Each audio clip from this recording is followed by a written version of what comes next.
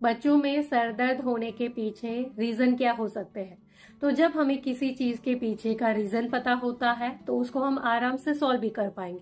सबसे common reason है viral infection. बच्चे को अगर किसी भी प्रकार का वायरल इन्फेक्शन है, जैसे अगर उसको सर्दी, जुकाम, खांसी या बुखार है, तो उसकी वजह से भी उसको सर दर्द हो सकता है।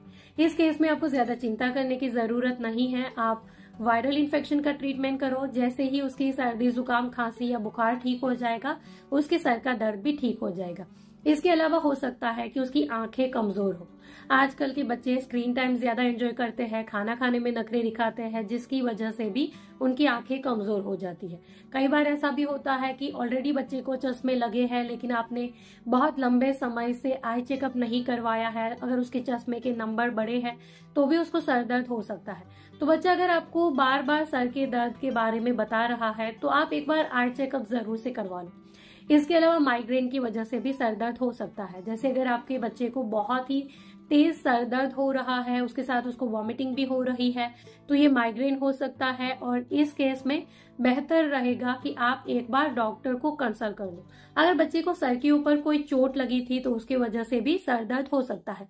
जैसे ही उसकी चोट ठीक हो जाएगी, उसके सर का दर्द भी ठीक हो जाएगा। अगर बच्चे की फिजिकल एक्टिविटी बहुत ही कम है, फिजिकल एक्टिविटी कम होने की वजह से भी बॉडी में ब्लड सर्कुलेशन ठीक से नहीं होता है, जिसकी वजह से भी सर दर्द हो सकता है। या फिर अगर बच्चे को कॉन्स्टिपेशन है, जैसे कि कब्ज की शिकायत है, वो पॉटी पास नहीं कर पाता है, एवरीडे वो पॉटी पास नहीं करता है, या बहुत ही हार्ड पॉटी पास करता है, तो उसकी वजह से भी, कब्ज की वजह से भी सर दर्द हो सकता है। इस केस में आपको उसकी डाइट के ऊपर ध्यान देना है। उसकी डाइट में फाइबर रिच फूड ऐड करने हैं, पानी ज्यादा देते रहना है। अगर उसको कब्ज नहीं होगा तो भी सर दर्द नहीं होगा।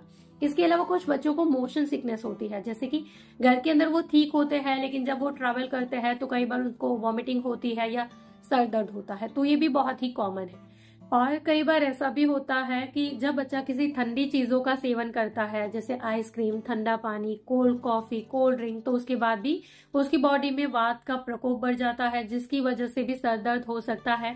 इस केस में आप बच्चे को 1 गिलास गुनगुना पानी दे दो, तो इससे भी उसकी सर का दर्द ठीक हो सकता है।